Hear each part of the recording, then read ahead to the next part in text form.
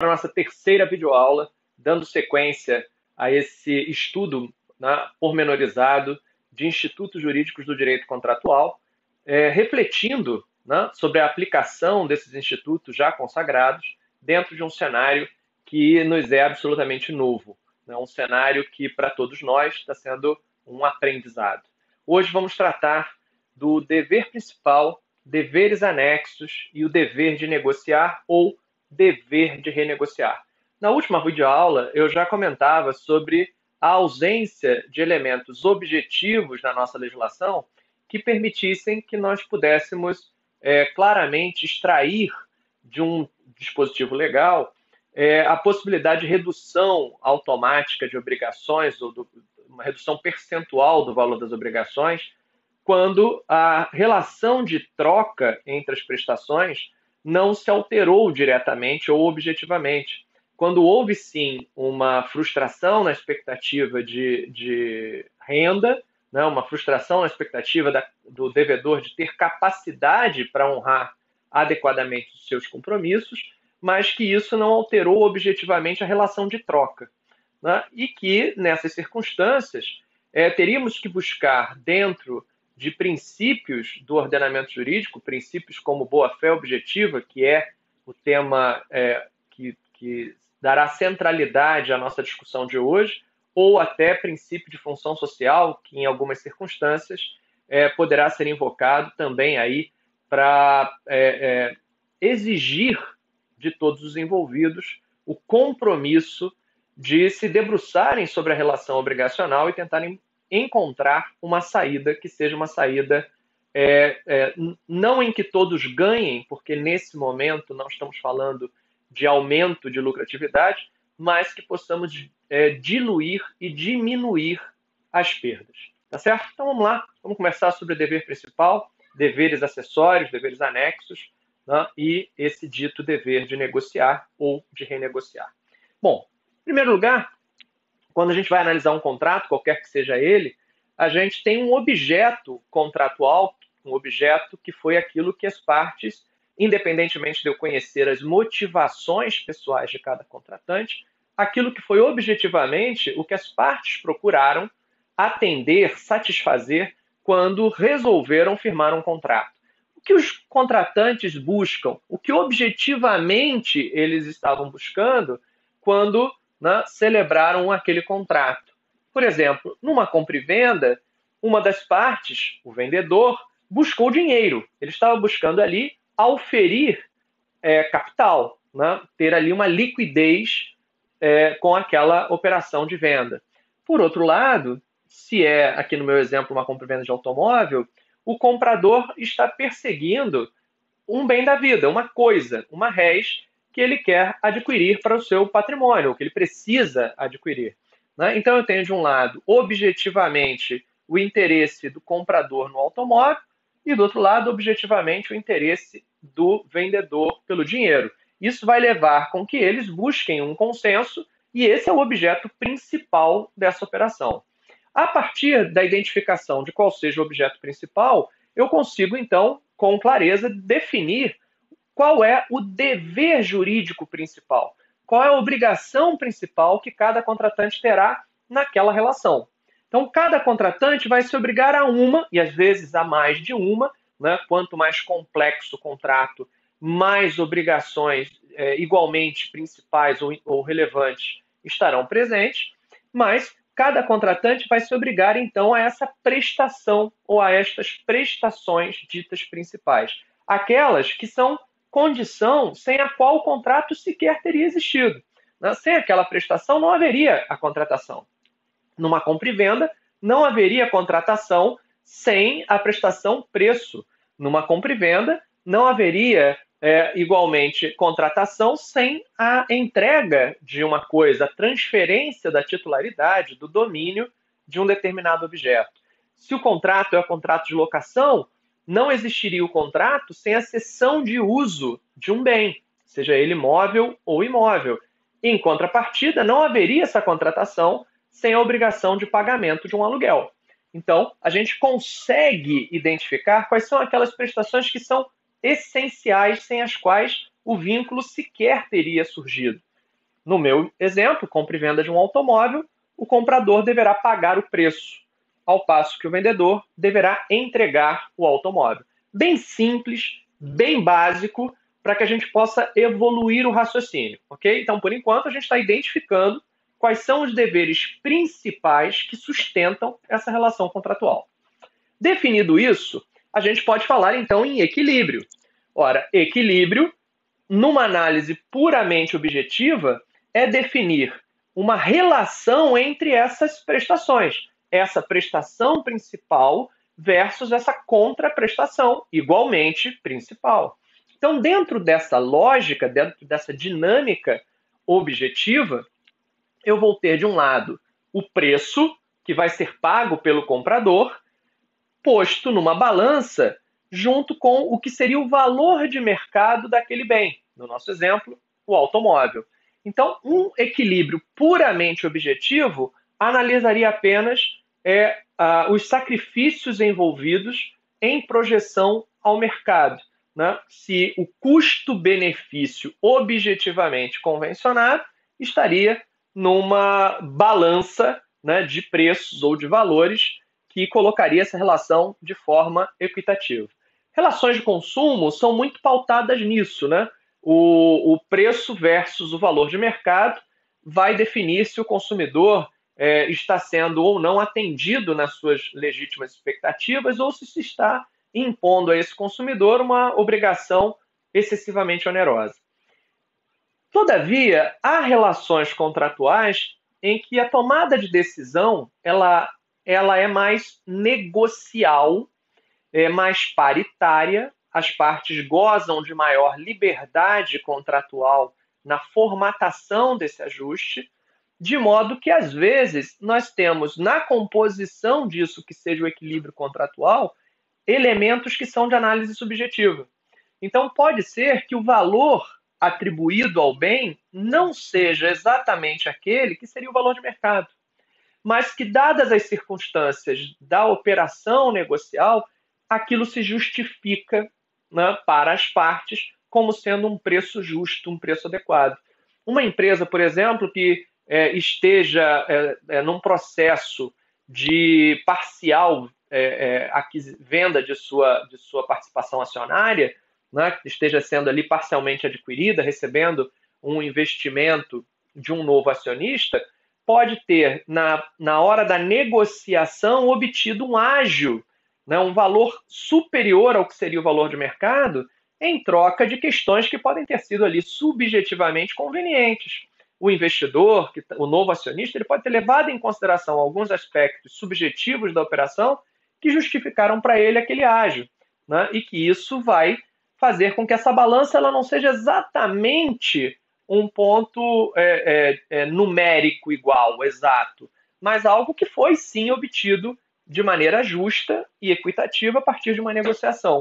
Há fatores que são, por exemplo, fatores relacionados à arte, fatores relacionados a sentimento, né, bens que têm valor sentimental, questões de bens que são estratégicos para certas operações e que podem levar a uma precificação que é diferente do que seria um valor médio de mercado. Às vezes um pouco para mais, às vezes um pouco para menos. Desde que isso tenha sido livremente negociado por partes que estavam em posição paritária, esse valor atribuído, esse preço, vai ser considerado um preço justo dentro daquela relação. Então, devemos ter atenção em relação a isso para não nos equivocarmos quando estivermos discutindo a superveniência de fatores como força maior e caso fortuito, e que tenha havido um desequilíbrio. Eu tenho que considerar que o meu ponto original de equilíbrio pode não ter sido exatamente o valor de mercado. O ponto original de equilíbrio do qual partiram os contratantes pode ter sido, por circunstâncias subjetivas, livremente pactuadas por partes capazes e livres, algo que já foi diferente do ponto mediano. Então, eu tenho que tomar cuidado para que eu evite situações oportunistas em que se quer rever tomadas de decisão pretéritas com base em fatos que são novos. né, o fato superveniente, o acontecimento superveniente, extraordinário, imprevisível, que vai afetar ou não vai afetar o equilíbrio dessa relação, ele não é ou não deve ser, né? Ele não deve ser um argumento para eu rever decisões que eu agora posso estar arrependido ou que agora eu posso ver como oportunidade de obter um ganho maior do que aquele que estava originalmente pactuado. Então, tomar bastante cuidado para aferir como é que foi estabelecida essa tábua de equilíbrio no momento inicial da contratação. Uma análise objetiva, a gente parte do que seria um valor médio de mercado. Uma tábua subjetiva, a gente leva em consideração aspectos que tenham sido eventualmente, né, contratados de maneira subjetiva e que façam com que esse valor não seja exatamente aquele que seria o valor, o ponto médio, o valor mediano trabalhado pelo mercado. Bom, além desses deveres principais, prestação versus contraprestação, a gente tem também nos contratos, comumente, deveres que são ditos acessórios. E aqui eu ainda não estou falando de deveres que decorram dos princípios, como o princípio da boa-fé. Aqui eu estou falando de obrigações acessórias que aparecem em cláusulas contratuais, ou às vezes previstas na própria lei, e que são complementares ao negócio. Como, por exemplo, o comprador ter que pagar uma multa caso atrase com o pagamento do preço. Essa cláusula penal, por atraso, essa cláusula penal moratória, ela vai ser uma obrigação acessória dessa relação de compra e venda. A prestação principal é o preço. A obrigação acessória, nesse caso, a multa por atraso. Poderiam ser também os juros de mora incidentes em caso de atraso semelhante. Outro exemplo, e aí olhando para o vendedor, seria uma garantia de qualidade do automóvel contratualmente concedida. Então, nós teríamos que, ao entregar esse automóvel, esse vendedor estaria não só se obrigando pela transferência da propriedade, dever principal, como também pela manutenção da qualidade por um tempo, né, previamente estipulado. Nós temos muito isso no mercado de consumo, né, quando o fornecedor ele oferece a coisa com uma garantia contratual, né, mais longa do que aquele que seria o dever legal de garantia. Né? Garantias de 1 ano, 2 anos, tem automóveis com garantia de 5 anos, né, de que aquele bem terá mantida, conservada aquela qualidade legitimamente esperada. Bom, então temos os deveres principais, o objeto principal, a razão pela qual as partes celebraram o contrato e que devem guardar uma relação de troca, de sinalagma, de equilíbrio. Equilíbrio esse que pode ser visto, aferido objetivamente ou, às vezes, pode ser definido não de forma igual em valor, mas subjetivamente precificada de uma maneira, às vezes, um pouco mais valorizada ou um pouco menos valorizada por circunstâncias subjetivas, específicas, negociais, né, daquela operação, e que essas prestações devem ali, então, manter-se como razão de ser do negócio. Enquanto uma prestação houver, a outra se justifica. Se uma desaparece, a outra perde função. Por isso que se tem dito que em certas relações contratuais afetadas pela situação do coronavírus, algumas prestações estão deixando de ser prestadas, como, por exemplo, instituições de ensino que não estão conseguindo entregar nada daquilo que foi convencionado, não estão conseguindo entregar prestação alguma. Não é que elas começaram a entregar de forma diferida, elas simplesmente não estão entregando. Ou relações locatícias em que o imóvel está inacessível ao locatário, o locatário não pode sequer ingressar no imóvel para dele se utilizar. Então há uma ausência de uma prestação, de um lado, que torna, então, complicada a exigibilidade da contraprestação, porque se a causa desse contrato, de um lado, está afetada de maneira tão substancial, como manter a exigibilidade da outra? Então, são questões que vão ter que ser refletidas, né, até para se estabelecer critérios de transição. A gente sabe que é um momento transitório para se estabelecer critérios de transição. Não estou dizendo também que não se deva pagar absolutamente nada a ninguém, porque isso geraria um efeito dominó de quebra coletiva. mas de busca de soluções de autocomposição que possam atender a esse problema, que muitas vezes haverá de ruptura, né, da própria sinalagma. Bom, além, então, do dever principal e das obrigações acessórias que o contrato pode conter, nós vamos ter também os chamados deveres anexos ou deveres laterais, que estão contidos implicitamente numa cláusula geral, que é a cláusula geral de boa-fé, artigo 422 do Código Civil, e que diz que as partes deverão observar, assim na conclusão como durante a execução do contrato, os deveres de probidade e boa-fé. Então, as partes deverão observar os deveres de boa-fé. Dentre esses deveres implícitos, não precisa ter cláusula no contrato sobre isso, não precisa, está na lei como cláusula geral obrigatória, as partes deverão ter um certo comportamento que torna a sua conduta uma conduta legítima, ou o seu interesse um interesse legítimo. Então, por exemplo, não explorar a vulnerabilidade da outra parte para obter vantagem manifestamente desproporcional. Isso é um dever que decorre da boa-fé. Eu não posso me aproveitar de uma situação de premente necessidade do outro contratante para dele extrair uma vantagem manifestamente desproporcional, porque isso viola, né, os deveres éticos consubstanciados na cláusula geral de boa-fé.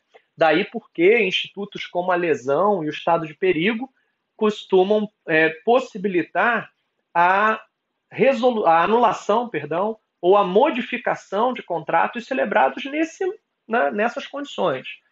Outro dever que decorre da boa-fé é fornecer informações essenciais ao negócio durante as tratativas.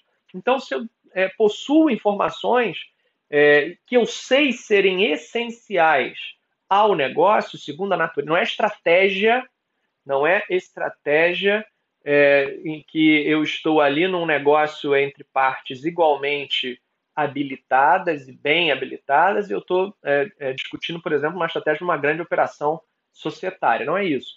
Mas, por exemplo, se eu estou vendendo um produto, eu tenho que fornecer as mínimas informações ao comprador para que ele saiba para que serve esse produto, elementos de segurança, de uso adequado, né, de manutenção de durabilidade, informações que sejam essenciais. Se eu sou vendedor de um imóvel, fornecer certidões, informações sobre a minha idoneidade financeira e etc. E principalmente ser coerente, gente. Há um dever de coerência que é, quando violado, considerado uma violação objetiva do contrato. Né? A gente fala que é proibido o comportamento contraditório, ou na expressão latina, nemo potest venire contra factum próprio. Então ninguém pode alegar contrariamente ao seu próprio comportamento. Né? Se eu adotei um comportamento reiterado, eu tenho que ser coerente com esse comportamento. Se eu criei uma justa expectativa na outra parte, eu tenho que ser coerente com essa expectativa criada. São exemplos de deveres que não precisam estar explicitados no contrato, mas que são devidos por todos os contratantes. Dentre esses deveres decorrentes da boa-fé, nós vamos ter um que é bem importante aqui nesse contexto, que é o dever do credor de mitigar as próprias perdas. Esse dever, bastante difundido no direito contratual, ele exige que o credor tenha um comportamento diante de uma situação em que ele vai ter algum prejuízo, quer dizer, ele já está sofrendo algum tipo de prejuízo, que ele tenha um comportamento que torne o seu prejuízo o menor possível.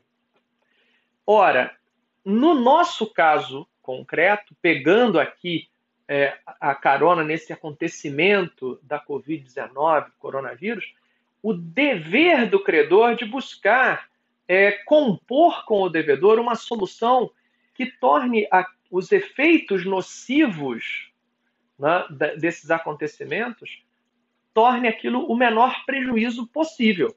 Não é dizer eu não quero ter prejuízo nenhum, eu, credor, não tenho nada a ver com isso, não tive culpa, não quero ter prejuízo nenhum. Porque a outra parte, se ela está realmente afetada substancialmente pelas circunstâncias, ela não vai conseguir cumprir a obrigação de maneira integral, e aí, possivelmente, se eu sou credor intransigente, ela não vai conseguir cumprir nada, E o meu prejuízo não vai ser mitigado, ao contrário, ele só vai ser aumentado. E isso é considerado uma violação de dever pelo credor. Ora, o que acontece quando eu tenho uma conduta violadora de dever, no nosso caso, o devedor que não consegue ou não cumpre a prestação que era dele esperada, né? E do outro lado eu tenho um credor que também viola o contrato, ou viola as regras contratuais, ao descumprir o dever de mitigar as próprias perdas. Ora, eu tenho uma concorrência de condutas que produzem um resultado que vai ser maior do que o que seria se as partes antes tivessem adotado comportamentos diferentes. Então, por exemplo, se o devedor procura o credor antes de inadimplir, buscando uma solução intermediária, ou mesmo já em estado de mora, mas ele busca uma solução que torne o prejuízo do credor menor do que a ausência absoluta da prestação, e o credor cooperativamente, realmente ciente das circunstâncias existentes, consciente das circunstâncias existentes, se propõe à busca de uma solução intermediária, eu tenho uma situação que será de prejuízo infinitamente, ou pelo menos substancialmente menor, do que seria a ausência total de pagamento. Um locador que diga eu não tenho nada a ver com isso, quero receber integralmente o meu aluguel, e um locatário que não pode pagar integralmente o aluguel, vai ficar numa circunstância de não conseguir pagar nada. E isso vai gerar uma ação de despejo, uma ação de cobrança, que não vai tornar melhor a situação do credor, porque ele vai ficar mais meses sem conseguir receber, ele vai ficar mais tempo sem conseguir receber nada, ainda vai ficar com esse imóvel vazio, né, numa circunstância indesejável, né, sabe-se lá por quanto tempo, e isso em nada melhora a posição desse locador-credor.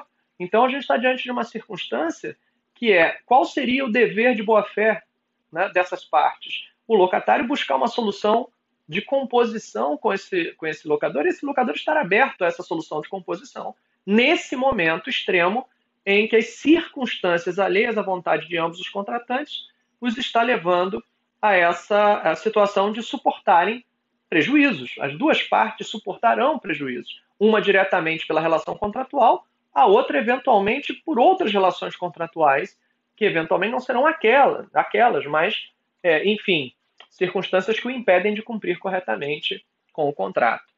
Daí a gente tem que, em havendo essa concorrência de condutas, a tendência do judiciário será afastar parte da indenização por esses prejuízos, ou afastar multas, ou afastar encargos moratórios, reconhecendo que se o inadimplemento se deu no montante que se verificou, foi em parte por culpa do próprio credor. E isso pode levar o judiciário, e provavelmente levará o judiciário a dizer no futuro o seguinte: olha, esse locatário agiu de boa fé, o valor por ele ofertado era um valor justificado dadas as circunstâncias, a recusa em negociar por parte do locador foi abusiva e por isso não será devido a esse locador mais do que o valor possível, ou não serão devidas, por exemplo, não serão devidos acréscimos moratórios, juros, multa e etc. e tal, reconhecendo que as circunstâncias externas eram alheias à vontade de todos, né, de todas as partes envolvidas. Essas consequências que serão objeto de uma construção, né, já que nós não temos um dispositivo absolutamente claro sobre quais são as consequências do credor não se colocar disponível a uma renegociação, mas provavelmente é com base nesse critério de culpa concorrente ou de concausalidade, de condutas concorrentes, que a gente vai ter uma distribuição das consequências, né? Reconhecendo o seguinte: olha, credor, parte do que você está reclamando aqui foi fato atribuível a você mesmo. Essa sua conduta foi um abuso de direito. Esse seu comportamento foi excessivo dadas as circunstâncias. Então, muito provavelmente, aquilo que parece ser o melhor dos mundos, que eu não quero perder absolutamente nada, nem um centavo, pode significar, ao contrário, perder até mais do que uma negociação justa poderia lhe trazer. Dever dos contratantes de renegociar a fim de mitigar as próprias perdas seria, assim, um desdobramento dessa figura jurídica, né? Os contratantes devem renegociar não porque tenham a obrigação de rever o contrato a todo momento, mas porque, se as circunstâncias demonstram que os prejuízos se agravarão, se não houver renegociação, os prejuízos serão ainda maiores, porque as circunstâncias impedem que seja de outra maneira, não negociar é violação do dever de mitigar o próprio prejuízo. Então, nessa medida, é sim uma flagrante violação de boa-fé e conduta que concorrerá para o resultado futuro. Então, o prejuízo futuro não será culpa exclusiva do coronavírus ou culpa exclusiva da falta de pagamento pelo devedor. Dever dos contratantes de renegociar a fim de garantir a execuibilidade do contrato. Em muitos casos, será necessário a renegociação para que o contrato seja exequível, sob pena do contrato simplesmente não poder ser executado e acabar resultando em rescisões contratuais. Um contrato de promessa de compra e venda de um imóvel na planta, em que as parcelas do pagamento do preço de construção da obra eventualmente não forem renegociadas, esse incorporador pode acabar tendo que suportar uma resolução de contrato, uma rescisão de contrato, tendo que voltar com essa unidade para um mercado desaquecido, porque a gente vai estar numa situação de evidente depressão econômica. Então, ele impede, se ele não flexibilizar esse modus de cumprimento do contrato, ele perde a própria execuibilidade dessa contratação. E vice-versa, também podemos enxergar isso numa circunstância oposta. Às vezes é aquele vendedor que não consegue entregar a coisa porque as circunstâncias não permitem que essa entrega aconteça de maneira imediata, como estava programado. E buscar outras formas de cumprimento, outras formas de entrega, outras formas de satisfação, pode ser a única maneira de dar execuibilidade a esse contrato nesse momento. E, finalmente, dever dos contratantes de renegociar a fim de restabelecer o equilíbrio entre as prestações. Bom, aqui é para aquelas circunstâncias, aqueles contratos em que as próprias prestações se tornarão excessivamente onerosas por causa das circunstâncias. Quer dizer, produtos que aumentaram demais de preço ante a escassez e que vai ser muito difícil que o fornecedor consiga entregar pelo preço antigo, mesmo que contratado, dificuldades de cumprir as obrigações porque elas perderam a relação direta de valor, porque se tornaram demasiadamente onerosas frente ao que seria o valor inicialmente estimado. E aí também o dever de renegociar está aqui como um dever de boa-fé, porque a alternativa ao dever de renegociar seria a resolução do contrato. E a resolução do contrato, o prejuízo é maior, porque simplesmente o contrato deixa de existir. E eu sequer vou poder imputar a outra parte perdas e danos se ela estiver adequadamente amparada na escusa de um caso fortuito ou de força maior. Então, me parece que, apesar da ausência de dispositivos legais que tornem a aplicação desse dever anexo de negociar ou de renegociar um dever que possa ser mais facilmente aplicado no nosso dia a dia, um dispositivo que tornasse isso mais claro, sem dúvida, traria uma maior segurança jurídica nesse momento, mas mesmo na ausência de um dispositivo que objetive isso, o passo a passo disso, não podemos negar que isso está relacionado, sim, a esse dever geral que a boa-fé estabelece, que é o dever de evitar o próprio prejuízo, o dever de buscar o fim legítimo, a finalidade legítima daquele contrato. Bom, dentro do nosso tempo proposto, era aqui a discussão que eu queria trazer para vocês. Claro que isso ainda gerará muito debate, é só um lançamento de ideias para discussão, mas que acredito que dentro do contexto atual será o caminho que prioritariamente será seguido. É o que eu tenho ouvido dos colegas juristas, professores, autores, doutrinadores, de que nesse momento é através da renegociação que a gente vai conseguir atravessar esse momento de crise. Um abraço e até a próxima videoaula.